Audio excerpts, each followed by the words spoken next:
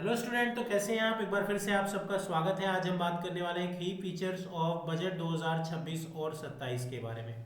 तो सबसे पहले अगर हम बात करें 53.5 लाख करोड़ का ये बजट है इस बार का। इतने पैसे खर्च किए जाएंगे 2026 और 27 के फाइनेंशियल ईयर में। बजट जो किसके द्वारा पेश किया गया, तो फाइनेंस मिनिस्टर निर्मला सीतारमन के द्वारा बजट पेश किया गया। कौन सा बजट पेश किया गया, तो ये उनके द्वारा पेश किया गया 9वां बजट है। वहीं अगर हम बात करें तो इनके द्वारा ही सबसे पहला डिजिटल बजट या जिसको पेपरलेस बजट बोलते हैं वो 2021 और 22 में पेश किया गया था।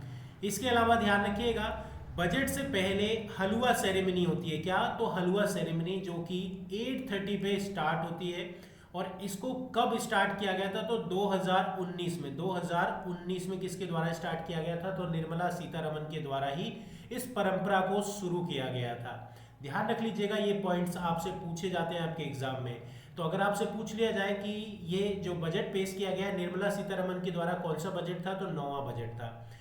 डिजिटल बजट पहला कब आया था, तो 2021 और 22 में आया था। किसने पेश किया था, निर्मला सीतारमन ने पेश किया था। हलवा सेरेमनी कितने बजे स्टार्ट होती है, तो 8:30 बजे स्टार्ट होती है। जैसे कि भारतीय परंपराओं के अकॉर्डिंग कहा जाता है कि किसी भी शुभ काम को करने से पहले मुंह मीठा कराया जाए, उसी तरीके से इस हलवा सेरेमनी की शुरुआत की गई। कब से की गई, तो 2019 से की गई।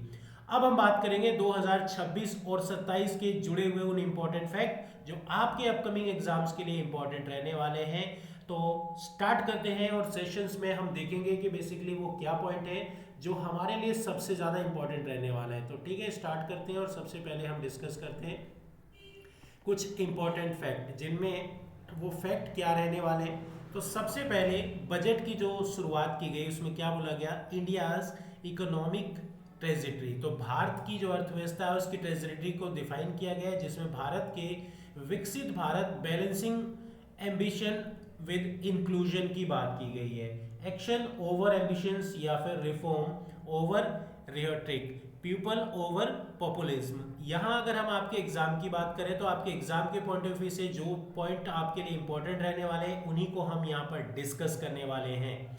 ठीक है, तो आपके एग्जाम के पॉइंट ऑफ व्यू से जो सेशंस रहने वाले हैं इस बार जो डिफाइन की गई है, स्टेबिलिटी, फिजिकल डिसिप्लिन। इसके अलावा यहाँ पर जिस चीज़ की बात की गई है सस्टेनेबल ग्रोथ की, किस चीज़ की बात की गई है, तो सस्टेनेबल ग्रोथ की बात की गई है। मॉडरेट इन्फ्लेशन की बात की गई है, मॉडरेट यानी इन्फ्लेशन के मध्य स्तर को रखने की बात की गई है। इन्फ्लेशन को इंक्रीज करके किसके, तो 2 और 6 के बीच लाने की कोशिश की जाएगी। इन्फ्लेशन जिसको 4% के अराउंड रखने की कोशिश की जाएगी। तो इस तरीके से यहाँ पे बेसिकली हाई ग्रोथ रेट रखा गया है, अराउंड कितना, तो 7%। कौन कौन से सेक्टर्स में, तो ध्यान रखेंगे एनर्जी सेक्टर्स। इसके साथ साथ अगर हम बात करें रिड्यूस या फिर इंपोर्ट डिपार्टमेंट या far reaching structure reform, physical productivity, monetary stability, इस तरीके से ध्यान रखना। Domestic manufacturing capacity, citizen benefits from government actions strong. ये बेसिकली आपके एग्जाम के पॉइंट ऑफ व्यू से इंपॉर्टेंट नहीं है। इन सभी सेक्टर्स में बेसिकली कितने परसेंट की ग्रोथ की बात की गई है, तो 7% की ग्रोथ की बात की गई है। ध्यान रखना कितने परसेंट की, तो 7% की ग्रोथ की बात की गई है, या ध्यान रख लीजिएगा 7% ग्रोथ की बात की जा रही है इन सभी सेक्टर्स के अंतर्गत। इसके बाद अब आ जाते हैं हम अगले पॉइंट पे, और अगला पॉइंट जिसमें हम डिस्कस करने वाले हैं युवा शक्ति ड्रिवन बजट। युवा शक्ति के ऊपर आधारित बजट है। जैसे कि युवा हमारे लिए मेन है। गवर्नमेंट का संकल्प है to focus on poor, under privilege and disadvantage. तो यहाँ पे ध्यान रखना, जो पुअर गरीब लोग हैं, अंडर प्रिविलेज हैं, जो उन लोगों की जो मदद है उसके तहत की जाएगी। जिसमें पहला कर्तव्य यहाँ पे क्या बोला गया है, accelerate and sustain economic growth. Second, दूसरा कर्तव्य क्या है, fulfil aspirations of peoples. Third कर्तव्य क्या है, विजन ऑफ, यहाँ पे ध्यान रखना, सबका साथ सबका विकास, जिसके तहत हमें काम करना है। बाकी की ये जो डिटेल्स आपको नजर आ रही हैं ये हमारे लिए हमारे एग्जाम के पॉइंट ऑफ व्यू से बिल्कुल भी इंपॉर्टेंट नहीं है। तो आ जाते हैं अब हम हमारे दूसरे पॉइंट्स पे। यदि हम pillar of growth and development की बात करें तो ग्रोथ और डेवलपमेंट के क्या इंपॉर्टेंट पिलर्स हैं, पहला जिसमें हम सस्टेनेबल इकोनॉमिक ग्रोथ की बात करने वाले हैं, दूसरा जिसमें हम strengthening the foundation of growth की बात की जा रही है। इसके साथ साथ हम आगे के और जो इंपॉर्टेंट पॉइंट है उसमें पीपल सेंट्रिक डेवलपमेंट की बात करेंगे। इसके अलावा अगर हम बात करें ट्रस्ट बेस्ड गवर्नेंस, यानी एक ऐसी प्रशासन हो जो बेसिकली क्या हो, भारत के ट्रस्ट बेस्ड हो। Ease of doing business, businesses को बढ़ावा देना, फिस्कल मैटर्स के ऊपर यहाँ पे कार्यक्रम चलाए जाएंगे। ये इंपॉर्टेंट स्ट्रेंथ रखी गई है हमारी अर्थव्यवस्था को डेवलप करने की, ध्यान रख लीजिएगा, ठीक है। तो इस तरीके से अगर हम बात करें, नेक्स्ट जो अगले पॉइंट पे आ जाते हैं भाई, अब तक हमारे लिए जो डेटा रिलेटेड यहाँ क्वेश्चंस है ना वो नहीं पूछे गए हैं, तो उन्हीं को बेसिकली यहाँ पे आपको मद्देनजर रखते हुए इनको समझना है, क्योंकि जो आपके एग्जाम्स में पूछे जाएंगे ना वो इसी से रिलेटेड पूछे जाएंगे। तो पहला पॉइंट आपके सामने आया है जो कि आपके लिए आपके एग्जाम के पॉइंट ऑफ व्यू से इंपॉर्टेंट है। सबसे पहले ध्यान रखना क्या है, इंडिया सेमीकंडक्टर मिशन। तो इंडिया सेमीकंडक्टर मिशन की बात की जाए तो सबसे पहले आप ध्यान रखना ये क्या है, 2.0 2021 में इसकी शुरुआत की गई थी और अब इसको दोबारा से 2.0 वर्जन इसका लाया गया है। दूसरा पॉइंट इसमें जो आपको याद रखना है कि कितना, तो 40,000 करोड़ का बेसिकली बजट रखा गया है। कितने का, तो 40,000 करोड़ का बजट रखा गया है, ध्यान रख लीजिएगा। अगला क्या है, बायोफार्मा शक्ति। बायोफार्मा शक्ति जिसके अंतर्गत यहाँ पर 10,000 करोड़ का बजट रखा गया है फॉर 5 ईयर ग्रोथ के बिहाफ पे, यहाँ पे ध्यान रख लीजिएगा, 5 ईयर ग्रोथ के बिहाफ पे यहाँ पे बात की गई है। High tech tools rooms in CPSC, high tech tools basically divide किए जाएंगे। Scheme for rare earth permanent magnet research mean mining processing and manufacturing. तो वो जो हमारी अर्थ में रेयर प्रोडक्ट्स है उसके लिए ये स्कीम्स, ये योजना चलाई गई है। खासकर बेसिकली ध्यान रखना, अगर हम इस स्कीम्स की बात करें तो ये किस तरीके से, तो इस तरीके से जब हम भारत की बात करते हैं तो ध्यान रखेंगे ये क्या है, तो तमिलनाडु। इसी तरीके से अगर हम बात करें आंध्र प्रदेश, और फिर अगर हम बात करें उड़ीसा, तो यहाँ ध्यान रख लीजिएगा ये तमिलनाडु, ये आंध्र प्रदेश और उसके बाद ये है उड़ीसा। इस तरीके से इनके मद्देनजर रखते हुए इनको यहाँ पे डिवाइड किया जाएगा, बनाया जाएगा। स्कीम्स, यहाँ योजनाओं की बात करें, यदि हम स्कीम्स की बात करें तो ध्यान रखना, एक बार दोबारा से समझ लीजिएगा, इसके बाद हम आगे बात करते हैं स्कीम्स की। तो ये जो स्कीम्स यहाँ पे रहने वाली हैं वो किस तरीके से रहने वाली हैं, schemes for container manufacturing, manufacture करना है कंटेनर को। डेडिकेटेड केमिकल पार्क यहाँ पे बनाने हैं, chemical park enhancing domestic productivity, घरेलू क्षेत्र के उत्पादन की और ज़्यादा जोर देना है। इंटीग्रेट प्रोग्राम टेक्सटाइल, टेक्सटाइल के बिजनेस को और ज़्यादा प्रमोट करना है, जैसे कि पहले टेक्सटाइल पार्क बनाए गए हैं उसके ऊपर भी जोर दिया जाएगा। Dedicated initiative for manufacturing of affordable sports goods, तो स्पोर्ट गुड्स जो कि चीप हो, चीप यानी अफोर्डेबल हो, उनके ऊपर ज़्यादा ध्यान दिया जाएगा। इलेक्ट्रॉनिक कंपोनेंट मैन्युफैक्चरिंग स्कीम्स लाई गई है जिसके अंतर्गत आसानी से लोगों को ई सर्विसेज प्रोवाइड कर दी जाए, जैसे कि अगर हम बात करें इलेक्ट्रिक व्हीकल्स में आपको सब्सिडीज दी जाए इन स्कीम्स के तहत, इन स्कीम्स के मद्देनजर रखते हुए। नेक्स्ट जो स्कीम्स हम समझने वाले हैं वो क्या है, scheme to revive 200 legacy industry cluster. इसके अलावा स्ट्रेंथिंग डोमेस्टिक मैन्युफैक्चरिंग, तो इसमें बेसिकली हमारे लिए कुछ भी इंपॉर्टेंट ज़्यादा नहीं था। इंपॉर्टेंट ये जो सेक्शंस है ये ज़रूर याद रख लीजिएगा कि जो इंडियन सेमीकंडक्टर्स है ये ज़रूर याद रख लीजिएगा। 2.0 कितने का बजट है, तो 40,000 करोड़ का। इसके बाद बायोफार्मा जिसमें 10,000 करोड़ का बजट है, 5 साल के लिए बनाया गया है। ये डेटा है, इंपॉर्टेंट है आपके एग्जाम के पॉइंट ऑफ व्यू से। आ जाते हैं इसके बाद नेक्स्ट हम डिस्कस करते हैं क्या डिफाइन किया गया है tax reform to boost manufacturing sectors. तो वो जो मैन्युफैक्चरिंग सेक्टर्स है उसमें बेसिकली टैक्स को क्या किया जा रहा है, रिफॉर्म किया गया है, चेंज किया गया है। तो वो क्या चेंज किया गया है उसको भी बेसिकली हम डिस्कस करेंगे। सबसे पहले इन इंपॉर्टेंट पॉइंट को, इन फैक्ट्स को यहाँ पे समझने की कोशिश करते हैं। तो ध्यान रखना, सबसे पहले क्या बोला गया है, exemptions for income tax for 5 year to non resident providing capital goods equipment और tooling any tools manufacturing and bonded zone. तो यहाँ कैपिटल गुड्स ये वो गुड्स होंगे जिससे बेसिकली गुड्स क्रिएट होती हो, लॉन्ग टर्म की बात हो रही है यहाँ पे, ध्यान रखना। प्रोविजन ऑफ सेफ हार्बर और to non resident component warehousing, bonded warehousing, deferred duty payment, window trusted manufacturing. यहाँ पे ध्यान रखना है। इसके बाद इसमें आप समझ सकते हैं कि increase the limit of duty free imports. तो सबसे पहले आप ध्यान रखना, अगर हम बात करें यहाँ पे 17 यानी कि 17 ऐसे सर्टिफाइड ड्रग्स है, सर्टिफाइड ड्रग्स, जिनको बेसिकली क्या कर दिया गया है, इंपोर्ट ड्यूटी जिससे हटा दी गई है, इंपोर्ट ड्यूटी वो क्या कर दी गई है, हटा दी गई है। ध्यान रखना 17 ऐसे सर्टिफाइड ड्रग्स हैं जिसके ऊपर से इंपोर्ट ड्यूटी क्या कर दी गई है, हटा दी गई है। ध्यान रखना ये अब रिमूव कर दी गई है। इसी तरीके से यहाँ इसमें बोला गया है फ्रॉम द करंट 1% से लेके 3% जो है वो क्या कर दिया गया इसमें, FOB value of previous year export turnover के बिहाफ पे इसको इंक्रीज कर दिया गया। तो ये पॉइंट आप थोड़ा सा रीड कर लीजिएगा। यहाँ जो इसमें मैंने डेटा दिया है ये भी याद कर लीजिएगा। Duty free impose specify input extended exports upper additions leather synthetic footwear. Leather और सिंथेटिक फुटवेयर के लिए ड्यूटी फ्री इंपोर्ट की बात की गई है। Extensions time for the export final product from the existing 6 month to 1 year, इसके time period को एक्सटेंड किया गया है सिंथेटिक फुटवेयर से रिलेटेड। तो यहाँ पे बेसिकली ध्यान रखना ये कितना, तो इसके टाइम पीरियड को इंक्रीज किया गया है 6 मंथ से लेके 1 ईयर। बाकी का फिर हम नेक्स्ट देखते हैं, नेक्स्ट पार्ट जिसमें यहाँ पे बताया गया है 3 pronged approach to help MSME grow. MSME sectors को, माइक्रो स्मॉल मीडियम एंटरप्राइजेस को ग्रो एज अ चैंपियंस की तरह उसको बढ़ाना है, उसके ऊपर जोर देना है। जिसके अंतर्गत पहला सेक्शन जो है वो क्या है, इक्विटी सपोर्ट देना है। Dedicated 10,000 crore SME small medium enterprises की ग्रोथ के ऊपर, कितने, तो 10,000 करोड़ रुपए का बजट रखा गया है यहाँ पे। Top up the self reliant India fund, तो 2,000 करोड़ रुपए जो 2021 में था, अब इसको 10,000 करोड़ की बात की गई है।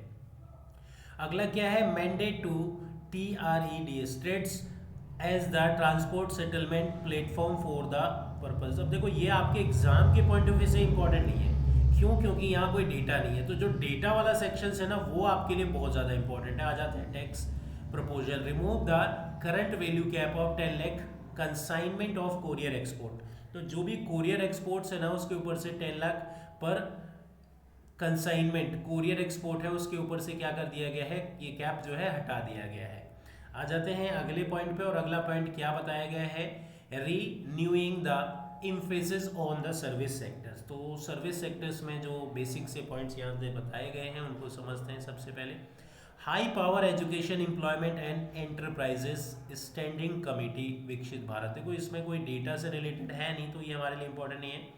Upgraded establish new institution allied health professional in 10 selected disciplines।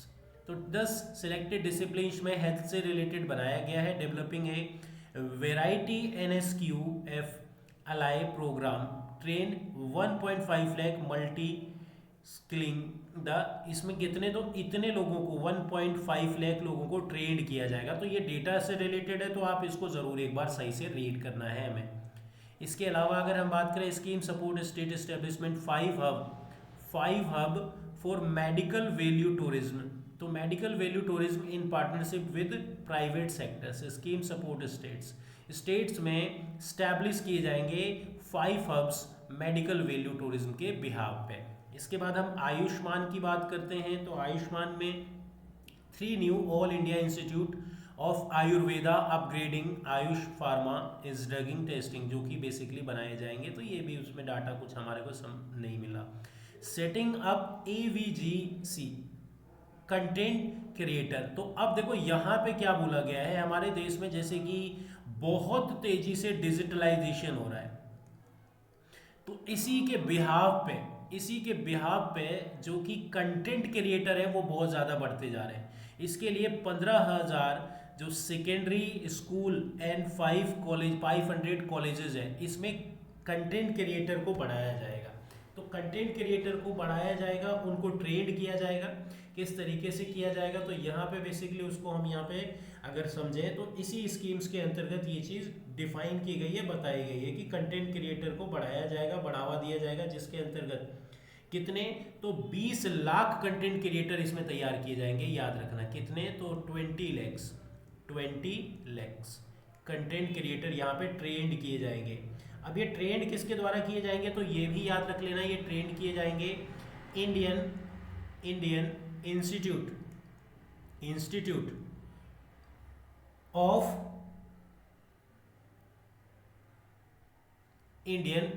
Of creating technology, इनके द्वारा इसे ट्रेंड किया जाएगा। तो ये याद रख लीजिएगा भाई, किसके द्वारा इसको ट्रेंड किया जाएगा। Setting up a new national institution design for the, ये भी डेटा हमारे लिए नहीं है यहाँ पे। अगर हम बात करें तो जो हमारे एग्जाम के पॉइंट ऑफ व्यू से है तो उसको हम फटाफट से समझ लेंगे। अब देखो यहाँ पे क्या बोला गया है इसने, pilot scheme for up skilling 10,000 guides to 20 iconic tourism state. तो यहाँ पे 20 आइकॉनिक टूरिज्म स्टेट है, उसके लिए कितने, तो 10,000 गाइड्स ये जो है उसको स्किल करेंगे, उसके लिए प्रोग्राम चलाएंगे स्किल करने के लिए उनको। तो अब इससे देखो रोजगार कितना ज़्यादा बढ़ेगा, तो ये एम्प्लॉयमेंट के बिहाफ पे है, ये रोजगार को बढ़ावा देगा। किसको, तो रोजगार को बढ़ावा देगा। ध्यान रखना ये एम्प्लॉयमेंट को बढ़ावा देने के लिए बनाया गया है ये, ठीक है।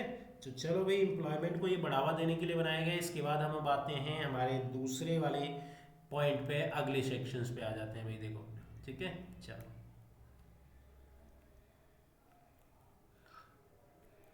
एजुकेशन के ऊपर क्या बात करी है, तो एजुकेशन के ऊपर देखो इन्होंने क्या बात करी है, university township and vicinity major industries logical, इसमें ए गर्ल्स, हाँ ये आप थोड़ा पढ़ लीजिएगा, a girls hostel in higher education STEM institute in every district. हर डिस्ट्रिक्ट में एक गर्ल्स हॉस्टल्स बनाने की बात की गई है, हर डिस्ट्रिक्ट में, ध्यान रखना ठीक है।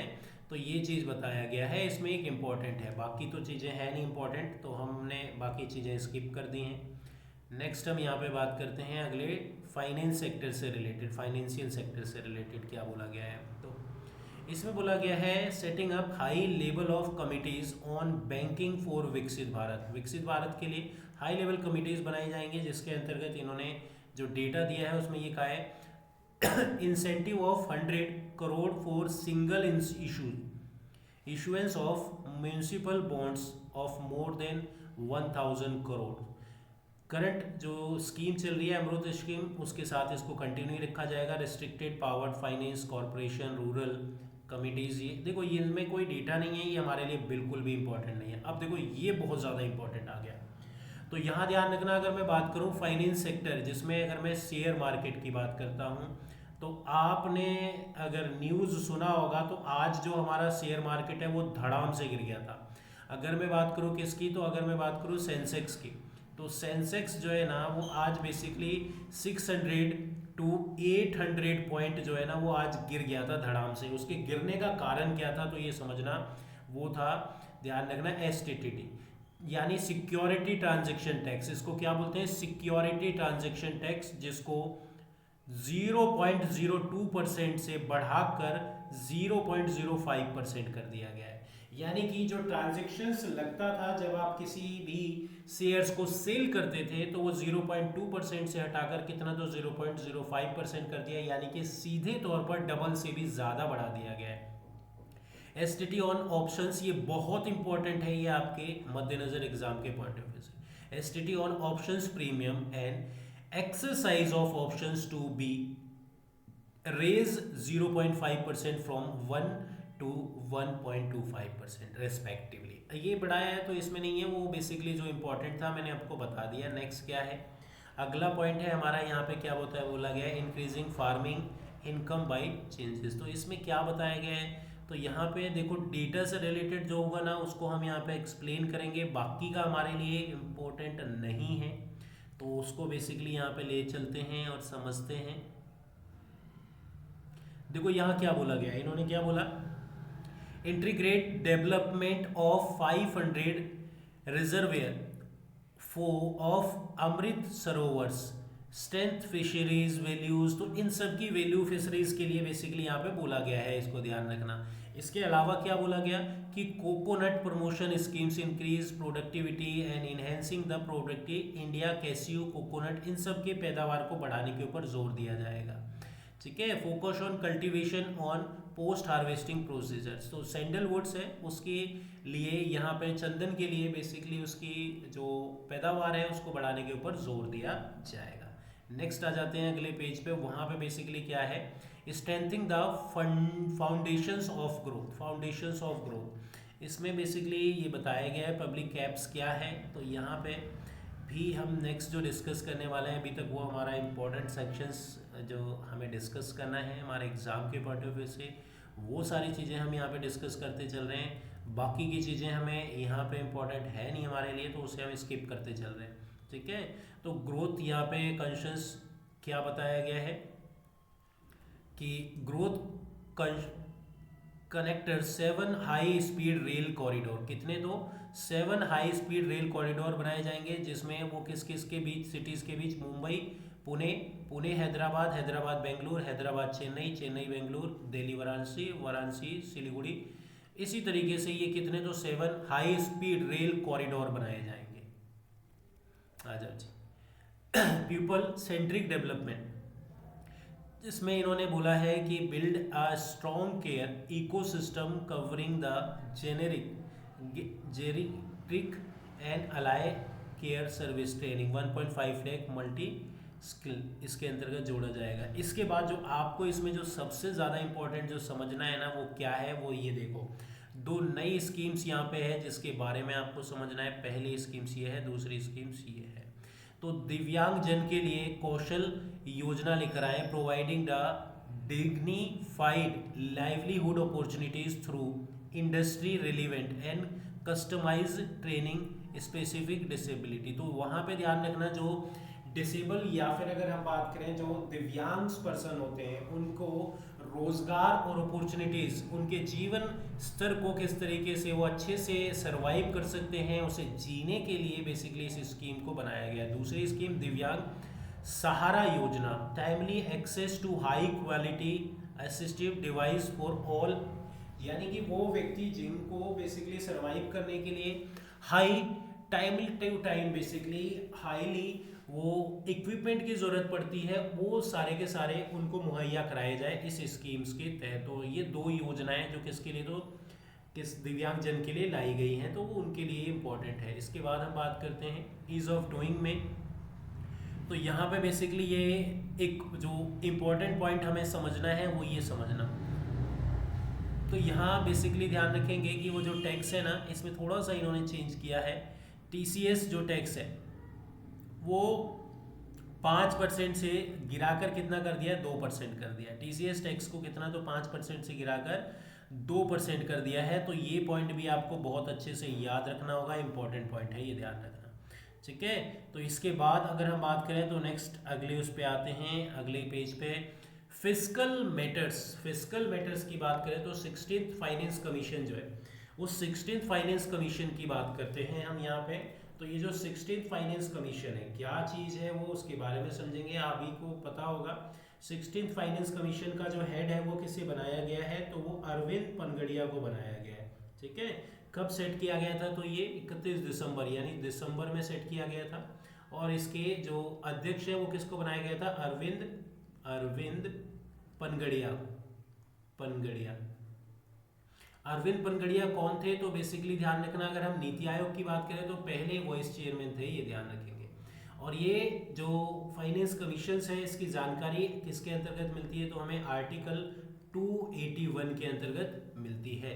अब यहाँ पर इसमें देखें क्या डिफाइन किया गया है, तो इसमें बोला गया है the government of accepted the recommendation of commission to retain the vertical share development 41% and provision 1.4 lakh crore to state financial year 27 finance commissions grant. ये कितने, तो 1.4 लाख के करोड़ के ग्रांट्स दिए गए हैं इसके अंतर्गत। ग्रांट्स ध्यान रखना जिनके ऊपर टैक्स वगैरह नहीं लगता है।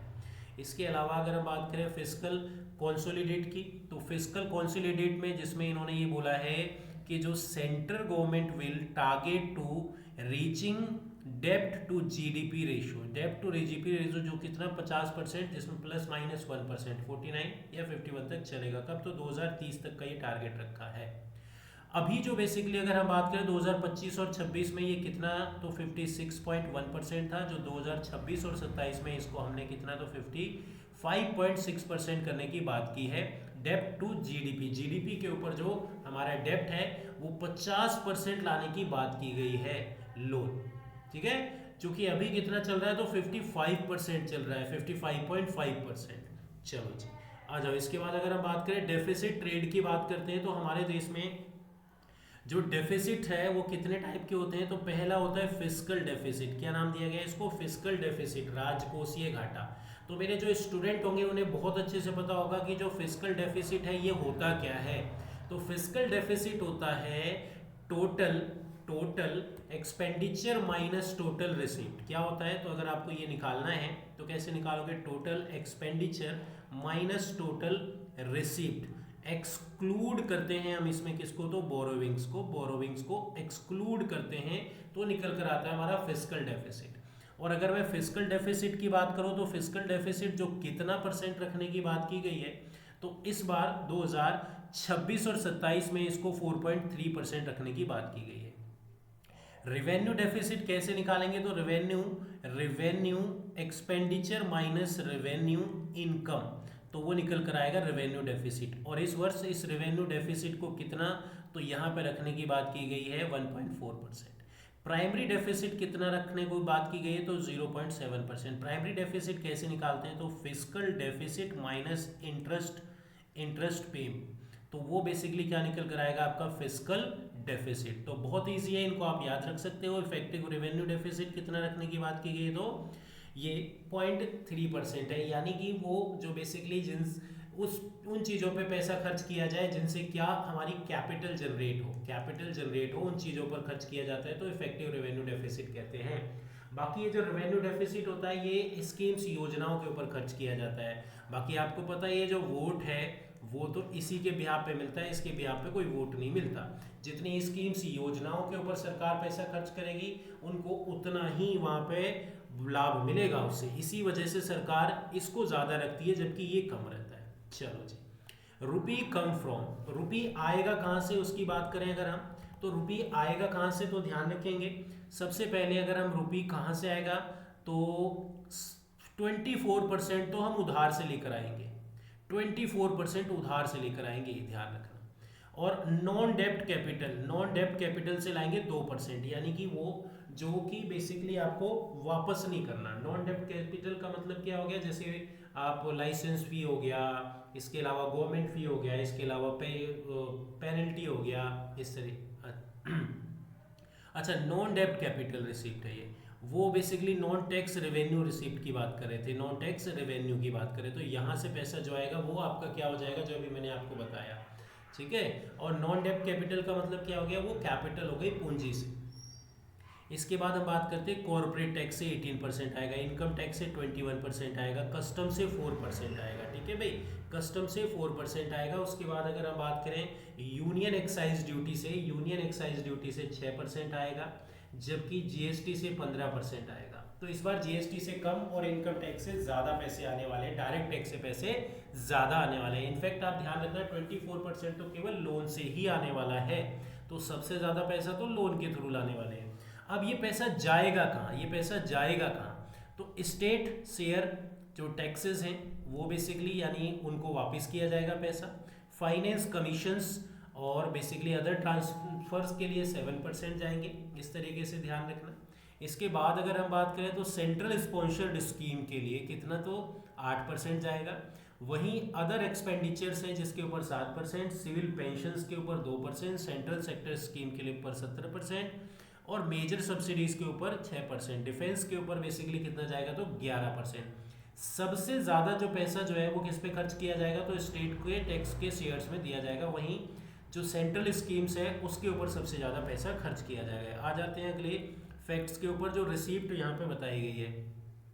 तो 2026 और 27 में जो कैपिटल रिसीप्ट है वो 18.1 लाख करोड़ रहने वाली है, जबकि रेवेन्यू रिसीप्ट कितनी रहने वाली है, 35.3% रहने वाली है। अगर हम एक्सपेंडिचर्स की बात करते हैं, व्यय की बात करते हैं, इस बार जो खर्चे हम करने वाले हैं 53.5 लाख करोड़, उसके बिहाफ पे 17.1% जो रहने वाली है वो बेसिकली कहाँ, तो 2026-27 में ये हमारा इफेक्टिव कैपिटल एक्सपेंडिचर रहेगा, जबकि रेवेन्यू कैपिटल एक्सपेंडिचर जो है वो 41.3% रहने वाला है। ये रेवेन्यू, इफेक्टिव का मतलब हो गया जो मैंने अभी आपको समझाया था, जिससे कैपिटल जनरेट की जाएगी, ऐसी जगह अगर सरकार पैसा खर्च करती है तो वो इफेक्टिव कैपिटल एक्सपेंडिचर्स कहलाता है। रेवेन्यू एक्सपेंडिचर जिससे कोई कैपिटल जनरेट नहीं होती, जिससे सरकार गवर्नमेंट स्कीम्स के ऊपर पैसा खर्च करती है, उसको बोलते हैं।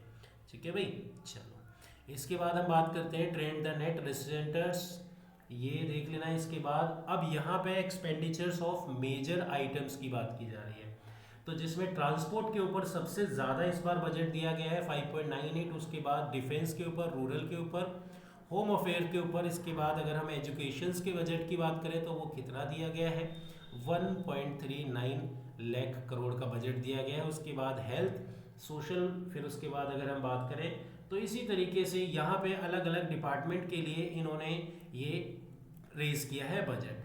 ठीक है, यहाँ तक आपको पता होगा। तो अब हम कुछ इंपॉर्टेंट फैक्ट बात करते हैं जिनसे रिलेटेड आपके एग्जाम्स में क्वेश्चंस, फैक्ट यानी स्टैटिक जीके बेस्ड क्वेश्चन पूछे जाते हैं, स्टैटिक जीके बेस्ड क्वेश्चन पूछे जाते हैं। तो अगर उसने क्वेश्चन पूछा कि जो फर्स्ट बजट है आफ्टर इंडिपेंडेंट भारत के लिए या ओवरऑल फर्स्ट बजट किसने पेश किया था इंडिया के लिए, तो वो आपको पता होना चाहिए, जेम्स विल्सन ने किया था। जेम्स विल्सन ने कब किया था, 1860 में, 1860 में किया था। अगर वो पूछे फर्स्ट इंडिपेंडेंस बजट कब पेश किया गया था, इंडिपेंडेंस, तो पहला स्वतंत्र बजट इंडिपेंडेंस बजट पेश किया गया था तो आज़ादी, उस वक्त कौन थे, तो आर के शनमुखम चेट्टी, आर के शनमुखम चेट्टी। ठीक है, सबसे ज्यादा बार बजट किसने पेश किया है, तो मोरारजी देसाई, मोरारजी देसाई, देसाई सबसे ज्यादा बार बजट पेश किया है किसने, तो मोरारजी देसाई जी के द्वारा सबसे अधिक बार बजट पेश किया गया है। उसके कितनी बार किया गया है, तो 10 बार। और निर्मला सीतारमन ने कितनी बार कर दिया, 9 बार। पी चिदम्बरम ने कितनी बार कर रखा था, 9 बार। तो अब जो निर्मला सीतारमन है वो इनके रिकॉर्ड की बराबरी कर लेगी नेक्स्ट ईयर। इसके बाद अगर हम बात करें तो फर्स्ट फीमेल फाइनेंस मिनिस्टर कौन है, फर्स्ट फीमेल फाइनेंस मिनिस्टर है इंदिरा गांधी, इंदिरा गांधी, इंदिरा गांधी। लेकिन अगर आपसे पूछा जाए पहली full time female finance minister कौन है, तो उसका आंसर हो जाएगा निर्मला सीतारमन। याद रख लीजिएगा, जो रेल बजट है उसको जनरल बजट से जो सेपरेट किया गया था वो कब किया गया था, 1924 में, किसके द्वारा, बाय एकवर्थ कमेटी, एकवर्थ कमेटी, एकवर्थ कमेटी। अब वो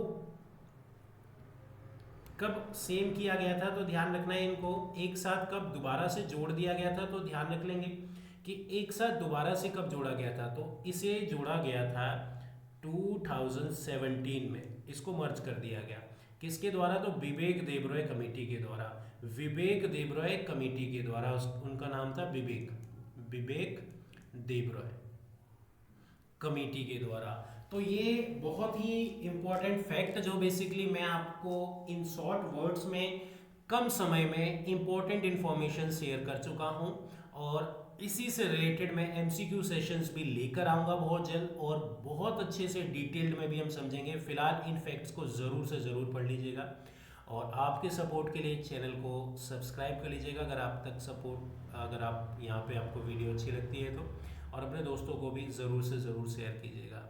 ओके फ्रेंड्स, आज के सेशन में इतना ही था। तो बजट का सेशन जो रहा उसके इम्पोर्टेंट तथ्य या पॉइंट जो है वो हम आज डिस्कस कर चुके हैं। नेक्स्ट जो हमारा सेशन होगा उसमें हम बजट से जुड़े हुए इंपॉर्टेंट क्वेश्चंस डिस्कस करेंगे। आज के लिए इतना ही था। बाय बाय, थैंक यू, हमारे साथ बने रहिएगा इसी तरीके से।